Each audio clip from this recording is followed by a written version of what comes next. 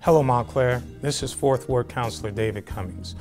I come to you today as we begin to celebrate Black History Month with the opportunity that over the next month, we're going to show a bunch of programs that honor and celebrate Black history in Montclair.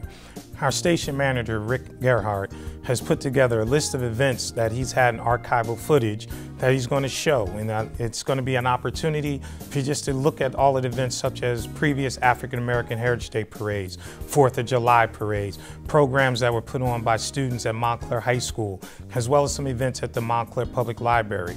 There's even a thing that honored when we dedicated the Washington Street Y dedication that was done a couple years ago with the Bullock School. So it's a combination of programs and events that have happened over the last few years that really will celebrate what we have and what we've done and honor those in the past, but also kind of just, again, just recognize the efforts in the Black community in Montclair.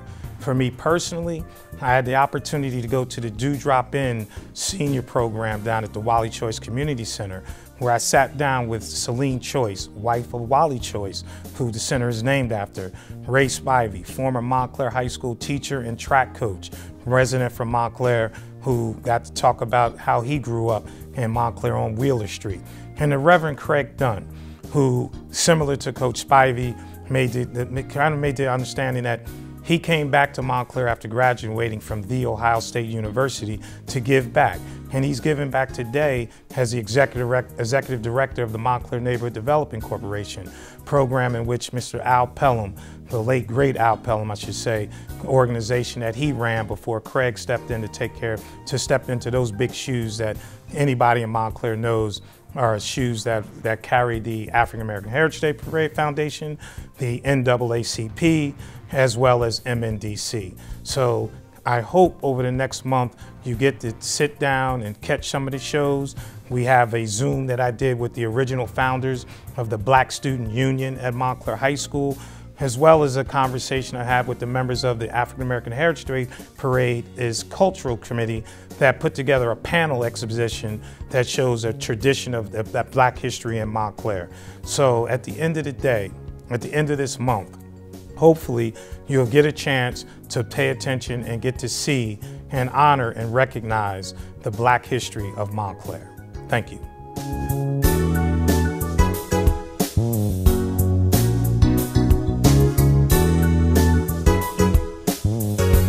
So first, I want to thank the African American History Foundation for the panels that you see behind us. They sent them here for us to see. These have been done, I think, about 2 years now. And so I think it's a great backdrop for this meeting, because what is important is as we celebrate Black History Month, as I've said before, I believe there's no better place in Montclair than right here with the members of the Drop In to talk about our Black history, meaning Montclair's Black history. So the other thing I'd like to do is thank Ms. Nicholas for running this program, being here consistently and making sure that you guys have everything that you want and need. And so I'd be remiss if I did not acknowledge her for all that she's done. And I told her the other day, I remember coming and watch her play softball with the old red legs. So Ms. Nick, thank you so much. I appreciate that. So this is going to be very simple, very simple. I'm going to ask some questions. You guys answer and tell me your stories. Mr. Dunn will have some questions and answer the same thing. And so I'd like to start off, Ms. Choice. We are in the Wally Choice Community Center. What does that mean to you? It means a great deal to me, and it meant a great deal to Wally, even though he, for a long time, didn't want to have the center named after him. He just wanted it to be the Gunfield Park Center. But he realized that it was a great honor, and I appreciate it very, very much. So what is Montclair like to you? Well, actually, I have lived in Montclair for almost 60 years now. And when Wally and I married, we lived in New York, and then we moved to New Jersey, to Montclair. And since then, Montclair has been my home, and the people in Montclair have become family.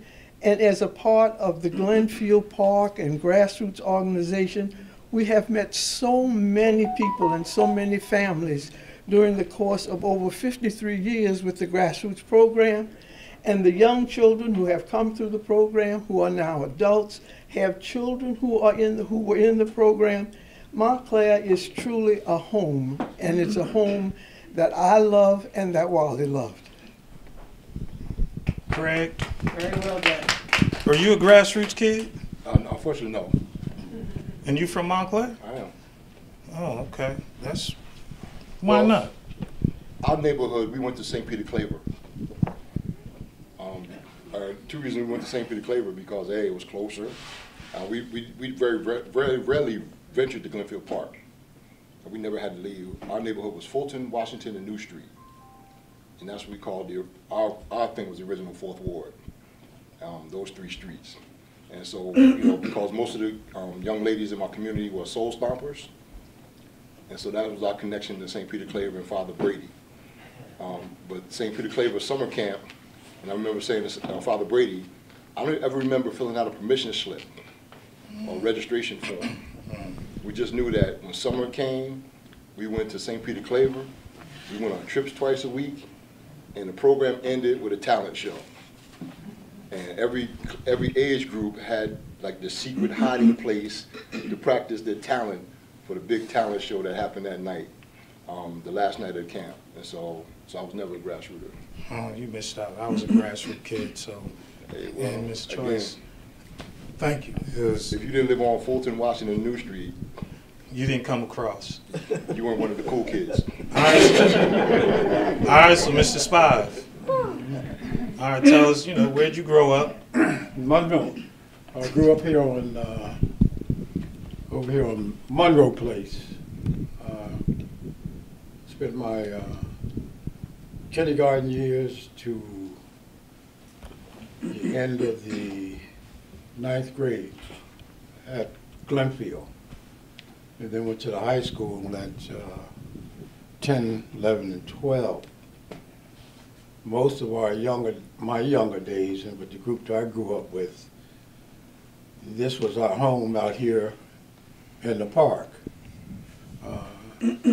Most of the time, we would be over here on the basketball court or the softball court, or over against the benches that sit against the baby park fence. That's where we would be sitting. In particular, it was, like Monday through Friday. We stayed in the park. If anyone was looking for you, this is where you would be, in Glenfield Park. So I just recall a couple of times here in the park, I used to come out and think it was my saving grace because I had done something at school, and I'd be out here playing and didn't want to go home for dinner. But somebody would come and say, somebody want to see you, it's time to eat. And I would say, I'm not hungry. But, you'd go home. But most of the time that we spent was right here in Glenfield Park, doing all the sports, watching the movies here in the evenings, burning, we would light rope, to keep the mosquitoes away. And I remember this park house here was not developed as it is now. The doors used to be right over here, and as far as we could come was the door unless you had to go to the bathroom. We didn't have access as we do now to the park house. And George the cop wouldn't allow that to happen. So, and I also know that the facilities over here on the park house, that was like cinder for the basketball court. It wasn't like it is now, all weather. But that's my, thing here of Wally Choices. This here program, and I worked in the grassroots program in the summers when it first originally started. I was the counselor. I was down here with Mr. Richburg and Joe Clark and myself. And we were the, Y'all nice? Yeah. Beg your pardon? Were y'all nice? Yeah, we're nice.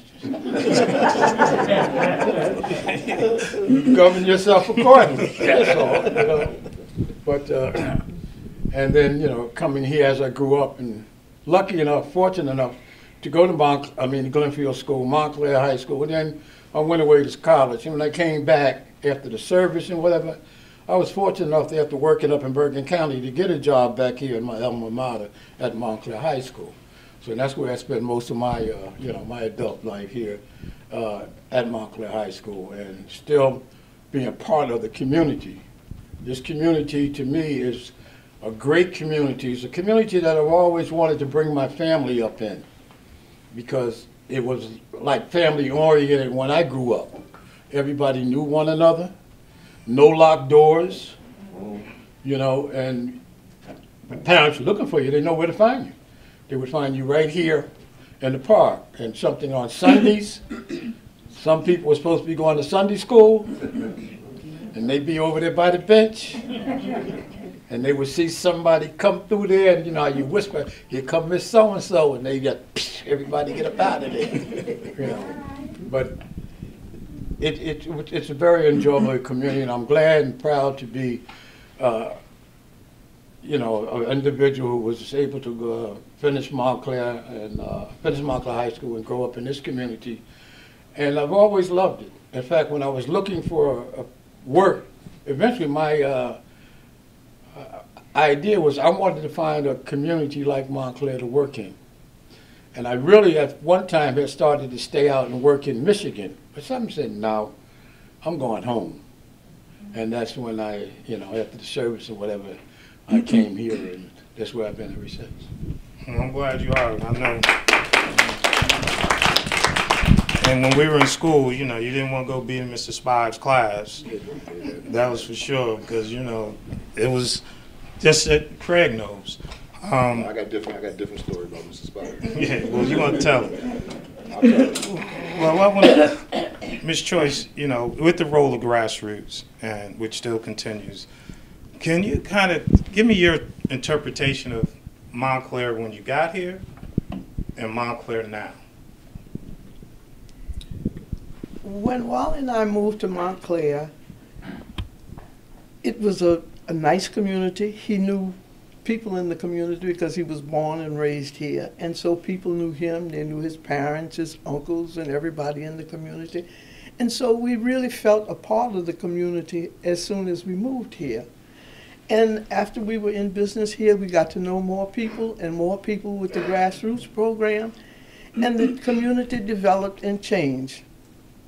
However, Montclair now is really a different Montclair from the Montclair we moved in over 50 years ago.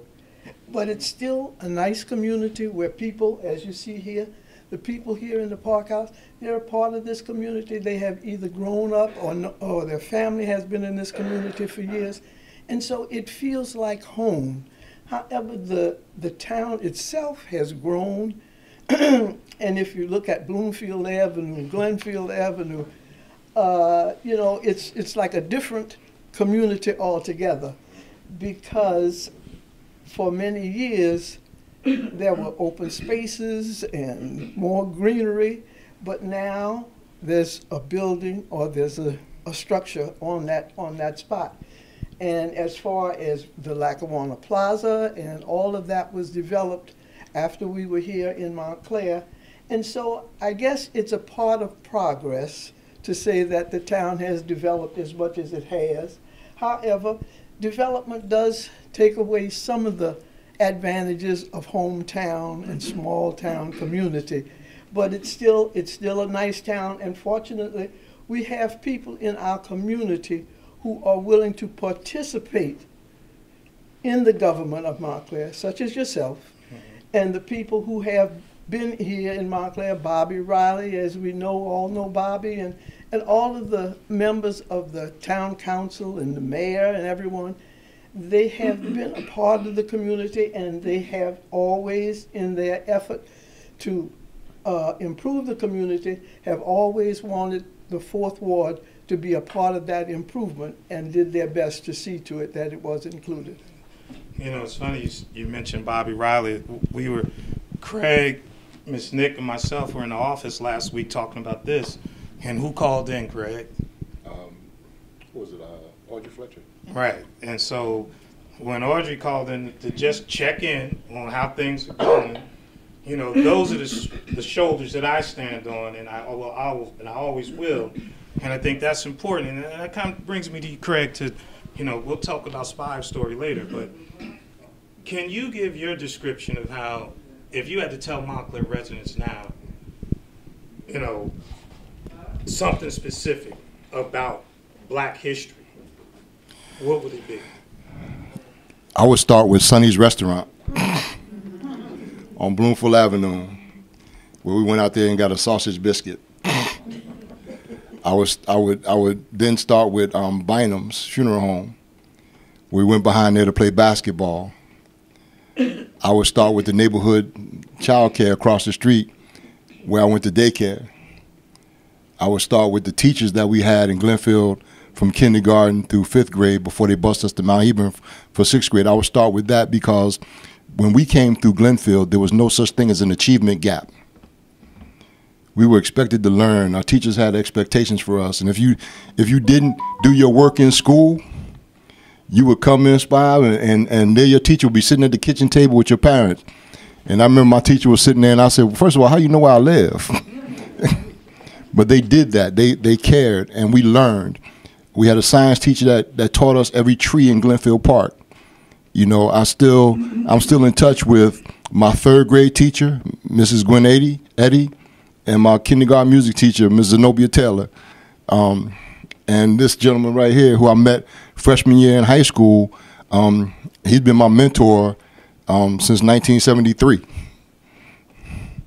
So that's a long time. Yeah. So every decision in my life between him and Bebe, those are 2 people that I talk to the most. And so I got a question, yeah.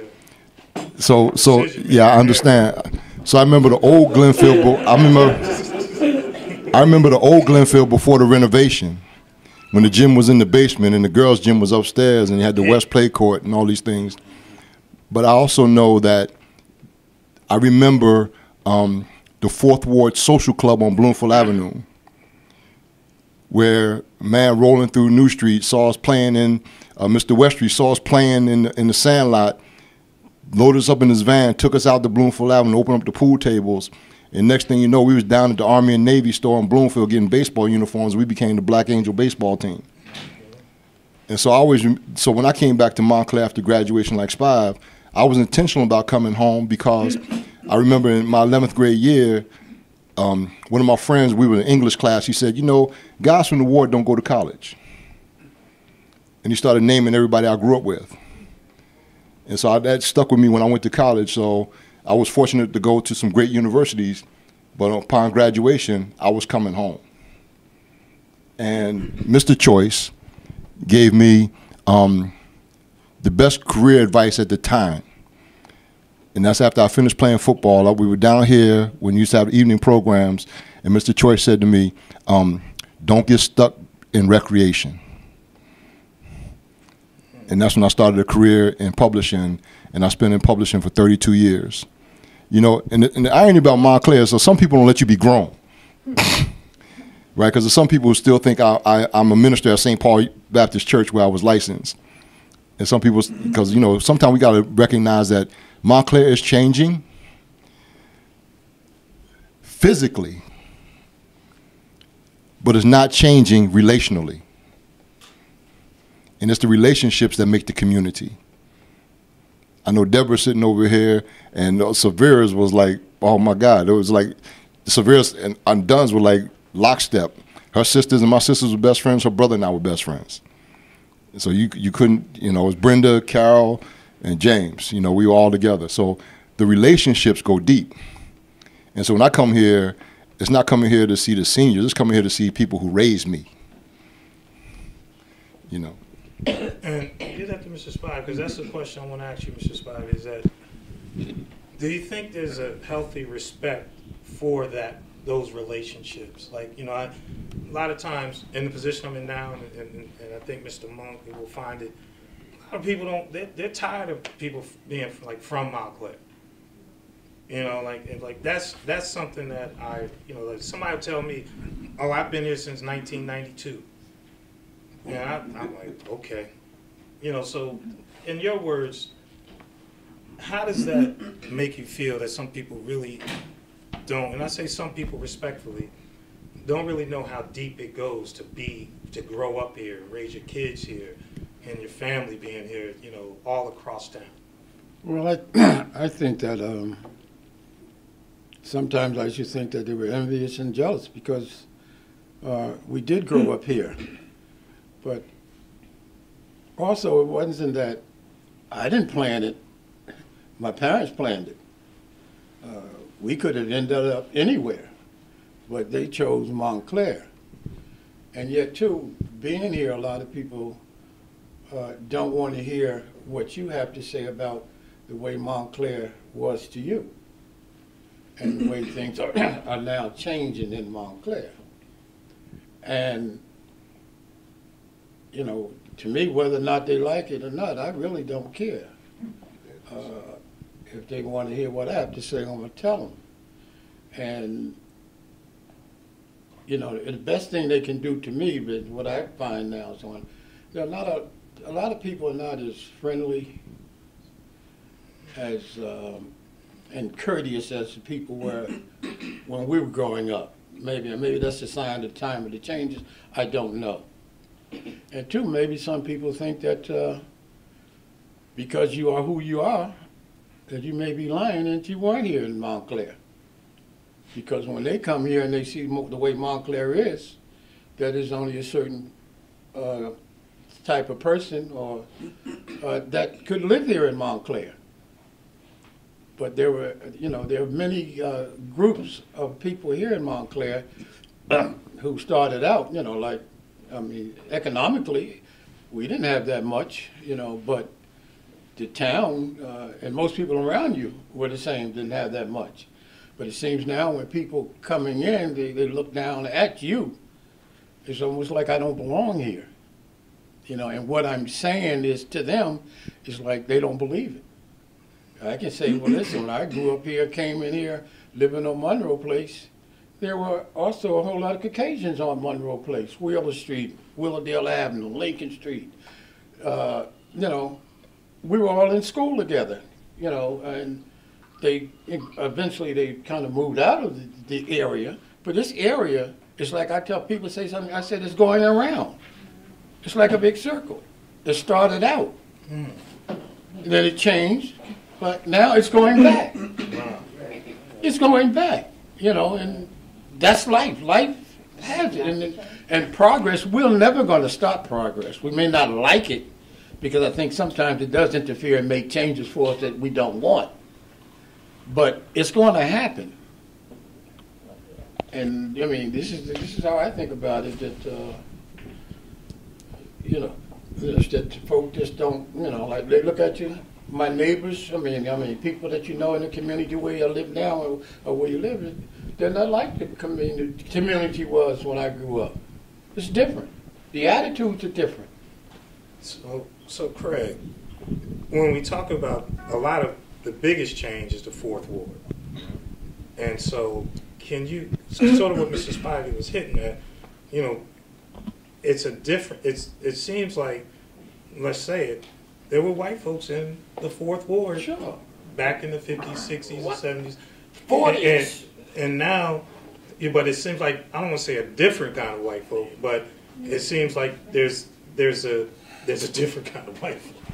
And you know, so, but that transformation where we have now, it doesn't seem like it's, I guess, as welcome. I'll say that. And what is your observation, especially, you know, now that you're running Montclair Neighborhood Development Corporation, oldest social service agency in town, you know, really for those folks who need the most help. What is your feelings about that? Montclair has moved from being relational to being transactional, meaning that people are always coming for a means to an end. It's not coming to get to know people. So always people coming to see what they can get from someone, right? So when people come to the town, it's what can the town give me, right? As opposed to what can I give to the town? What can I give to my community, right? We are born to serve, right? We're not born to take. We're not born to be entitled. We're born to humility, right? But when we come, there's a certain sense of arrogance that, to what Spivey was saying, is that, you know, I'm here, you're here. But growing up, you know, it's funny, when my friends come here from Ohio, my high school friends and my college friends are friends. But I had this one friend who came to my house and started bragging about all the stuff he had. So I had to pull him outside. And I said, you know what, when we get together, you don't know who has what when we come together, because we're all in this, you know, together, right? So somebody here might be doing exceptionally well, somebody here might be eking it out, but when we come together, you don't know. But when we start with this whole thing about classism, right, then it's like, okay, well, you know, you can't help me, so I don't want to know you, right? Or then the other side of that, too, is that we come with this sense of, you know, can I listen to someone who I think is not highly educated, right? Because even with that, people think that, you know, education to me is what can you do with the knowledge that you have? Because you can have a lot of book knowledge, but be dumb as all get out, right? But the best advice I received in my life was from a heroin addict that told me don't mess your life up like I messed up mine. And that was right here on the old Grove Street Bridge. Wow. Right, so I think that this new Montclair, we have to embrace it, but we also have to maintain the relationship piece, because we got to teach them what it means to be relational. We got to be the ones who are the agents of transformation. Because you in this room are the keepers of the history. You're the keepers of the relationships.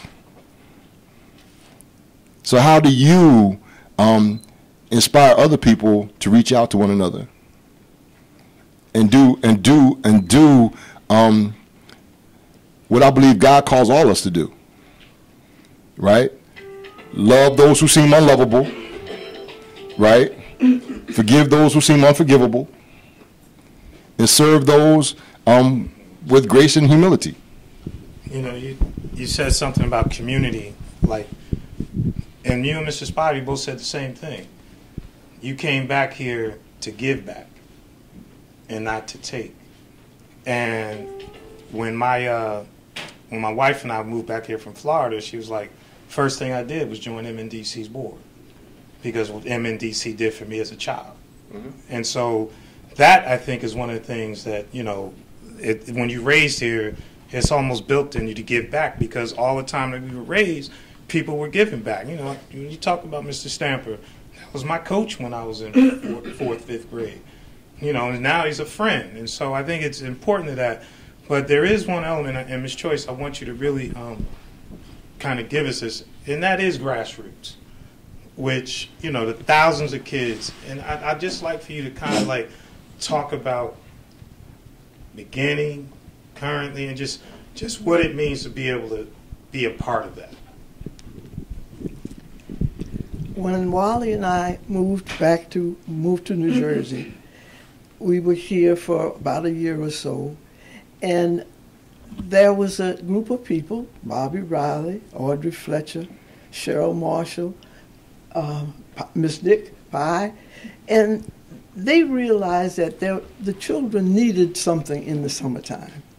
You know, parents worked, and even though children were out of school in the summertime, parents didn't have summer off. So where were their children going to go, and who was going to watch them and take care of them? And so they thought that there should be a program that children should come to, be taken care of, where the parents could work with their mind at ease, that their children were being taken care of and they didn't have to worry about them. They were mostly parents from the neighborhood. I don't know how many of you remember Peggy Hill, but Peggy Hill was the original person, and there were a number of children who would come to the park, and Miss Hill would fix them a little Kool-Aid, and they'd have a sandwich or something, and they were being taken care of in the summertime. And then the program grew. The program grew for, over 50 years, but at that time, there wasn't any funding or anything involved with the grassroots program. It was just volunteer and what was done. And there were people in the community, Gene Hennenberg, one of them, and other people, Audrey Fletcher, Bobby Riley. And so they went to the Schumann Foundation. Gene Hennenberg had a relationship with Carl McCall, who was the director of the Schumann Foundation at that time, talked about the program, and they agreed to give us funds for the program. And they started out the program. They gave us $20,000, and that was a fortune. And so, because we had been operating with no funds at all, and then later on the Victoria Foundation with Howard Quirk were interested in the program, and they funded the program. So for over 30 years, the program was absolutely free. And the program was limited to Montclair residents because of that fact. I mean, we just couldn't open the program to anyone because we wouldn't be able to handle it. But for over 25 or 30 years, I don't know exactly when we started to charge a small fee. And when we did charge a fee, that fee was $50 registration fee for 6 weeks to be fed, taken trips, and everything. So it grew from that, and as time passed, things became more expensive, and the foundations were not able to give as much as they used to, and so there was a fee for the program, and that fee was always kept to a minimum because we knew that the reason we had this program was to provide services for families who were not able to pay large fees for their children to go to camp in the summertime.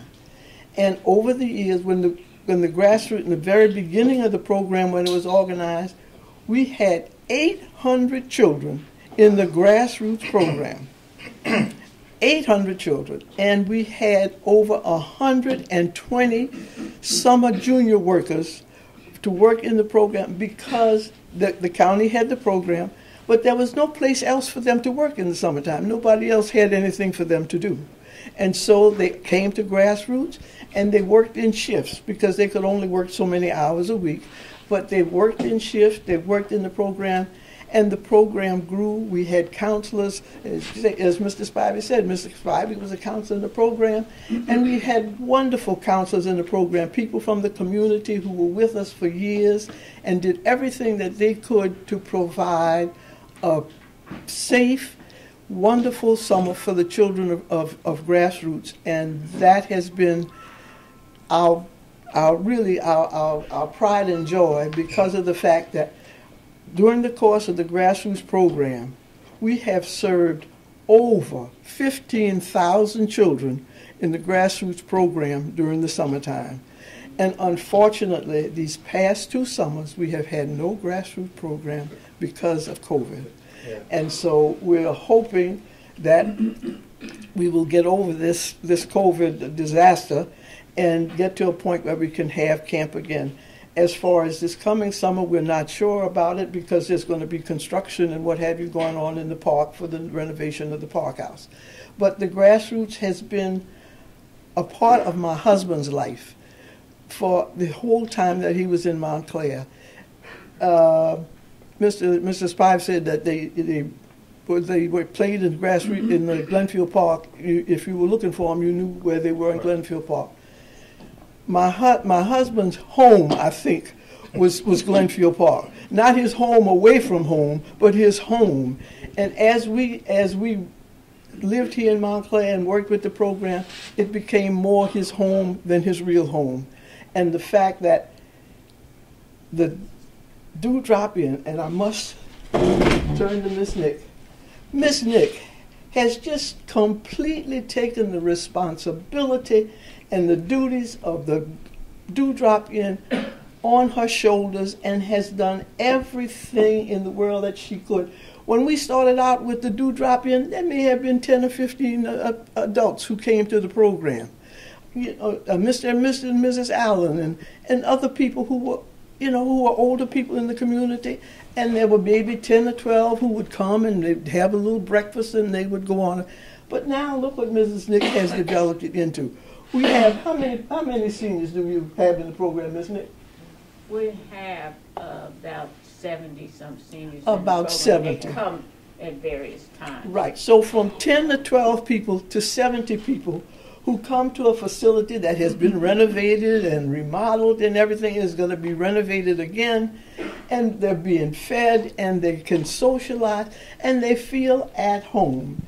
Mrs. Spivey, Celine, Mrs. Spivey is the only other person I have known named Celine, and so Mrs. Spivey was here, and I remember she said to me many times, she loved the Dewdrop-In. She looked forward to coming to it, and I think many of our members feel the same way. They enjoy coming to the Dewdrop-In. They meet their friends. They feel at home. They're comfortable, and Mrs. Nick makes them at home. Yep. And I think, Ms. Nick, we owe you a big round of applause. And so that's the way I feel about it. So, Mr. Who's the best card player? In the place? Yeah. Me. So, that's, but on a serious level, that when she mentioned Dewdrop-In, I mean, for you, talk about the Dewdrop-In. Well, the Dewdrop-In, to me, is everything. And when she mentioned my wife, and I remember when she retired, I was coming down here before she retired. And then after she retired, I tried to get her to come. Well, she didn't want to come at first. I think a lot of times people say Dewdrop-In, they say, well, ain't nothing but old people down there. Hell, you old too. But it's a place to go. I love it. The Monday, Thursday, and Friday, no other place I want to be. In fact, I get mad and upset when it's not open. I rode by here yesterday. I figured they should be open. But it does give you somewhere to go and be with the people. The people here are really, really good. I mean, it's that they open their heart to you, you open your heart to them. And that's what makes a program to me, especially at this level, that everyone is cordial to one another. You know what I mean? And that's what's important about this. And it's just the association. And then they look after you. They look out after you. I went away for 10 days for Thanksgiving. I get a call, want to know if I was okay. Where was I? Jack called me, Mr. Farrell, who was here. They said they wanted to know where I was. I didn't tell anybody where I was going. But they were concerned because they didn't see me. And they gave a call, which was a reach out, which this is part of that too, because if you're not here a couple of days, somebody's concerned. Well, where is Miss So-and-so? Have you seen Miss So-and-so or Mr. So-and-so? And then somebody can relate to you that, hey, they're home, they may be sick, or they went away or something like that. But this is a very important part of my life. And I just enjoy being here, and I like to talk trash. That's what we do. I mean, let's face it, the old folk, we like to talk about yesterday, talk trash about today, and maybe tomorrow. But that, and everybody, we don't mean no harm. We don't disrespect anyone or what have you, But that's what this place means to me, and I'm hoping I'll be around to see the new one that's coming in, I don't want you to talk trash, but I am. Was Jimmy Eason ever an athlete? No, don't get me. Jimmy, yeah. Jimmy, I would have to say that. I would have to say that. Yeah, Jimmy was an athlete, you know. Okay. But one thing I would like to say, too, before I turn the mic over, is that in my day, the YMCA was like the grassroots. That's where we went every day, you know, after school and in the evenings. Friday night basketball, Saturday night basketball, dance after the game. Part of the community. This is what we did. And then the fight. Well, we don't have to talk about that, you know. But, and I look at the kids now. We didn't have it like they have now with the grassroots in the summer and all that. Because in the summer we didn't really go to the Y. We went to different other places doing certain things. But they do have the advantage that that we didn't have. And also the Y, there were a lot of the professional men in the black community, as we would call, say, Dr. Fitzgerald, Dr. Leach, and all of them were important people at the Y, black men at the Y. So we saw them. That's where we first saw a lot of black men in positions. It was at the Y. And a lot of them were encouraging the youth to go to school. You know, I remember distinctly, Mr. Brown would say, Spivey, where you going when you finish school? I said, I don't know. He said, you going to college? I said, I don't know. And he said, listen, you going to college. He said, because those are going to be the best years of your life. Mr. Brown was an alumnus of Morgan State University. And he encouraged us to, to go to school. And that's what we got here in the black community. A lot of the black professionals were encouraging and supporting and gave support to the younger men at that time because it wasn't that much for females to do. And I'm thinking about a lot of the athletics and what have you. You know, the females are not involved like they are today. But this grassroots program that, like now, I mean, I see the kids coming in here for counseling from the MDC using this. Counseling. We ain't had no counseling, growing up. I wish we did. We had the facility that, because if you were, needed help and assistance, where do you go? Back in the day, you went up here to Mrs. Tate here on Ellenwood Avenue. Well, they didn't have that kind of money to go in and, get that extra learning, what you needed. Here, they come down and someone's here to help them. And that's an important part for our young people to know that they still encourage them to go on to school to better themselves so they can have something for their life and family. And you're going to do it through, the education and support of the community, in particular, here with the grassroots. So, Craig, I'm going to ask you to close this out. Okay. And not in prayer right now, because I know that's what you do. But just in terms of, like, as someone who's grew up and the elders here were your elders in terms of who you looked up to really put it all in perspective of, like, just how beautiful it is to be able to walk in here and just feel like you're home. Well, again, piggybacking off what Spivey said, is that, as I said earlier, I met this man my freshman year in high school. He and Mr. Stamper were two men, along with Ernie's brother, that talked me into playing football because I hated the sport. And as a result of that, I was able to get a scholarship to two of the major universities in the country, Villanova University and The Ohio State University, where I graduated. With his encouragement, I always tell this story because people like Spivey is unsung heroes like that. I made first team All-State. The banquet was downtown Newark. My dad worked from 3 to 11. It was a snowstorm. And Spivey came to my house and took me to the banquet so I wouldn't miss the banquet. And when I graduated from college, the first stop was Harrison Avenue to show him my degree. The second was tours to show Barry Harmon the degree, because these men encouraged me. So that's what it means to me, because, even coming through here, playing for the basketball team that was here with Sandy and Billy Fields and them, it's just, when I see what's going on now, I'm excited about the potential of the new Park House, the new Celine Choice Center. I'm excited about the potential of what we can do going forward from here. I'm excited about the potential that it's up to us to keep this spirit alive. Because, you know, Mr. Cummings said don't pray, but I will share something. There's a story told of a man who had to leave.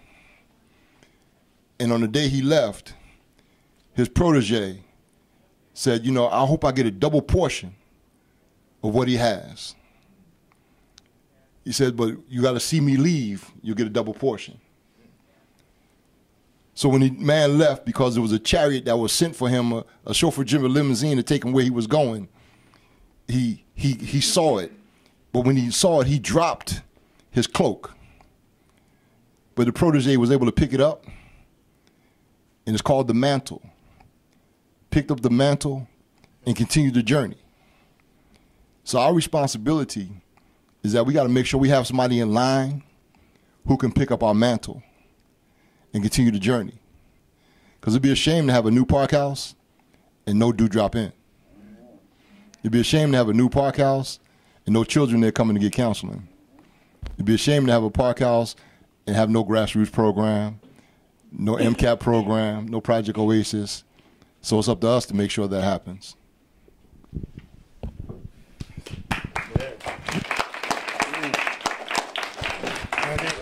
I think that sums it up, and I just want to thank all of you for allowing us to come in and do this during your time.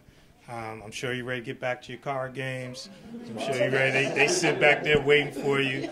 But no, this is truly a very special opportunity, and I just hope once that new building is up and Joe D's on it, that to Craig's point, everything that has been going on here will continue to go for the same community that has been a part of it since it's been built.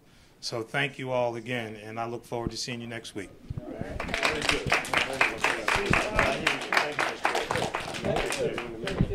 He's a children's book author, Miss Gay. Miss Gay, can I introduce Mr. Mullen? She's going to be your biggest supporter, too.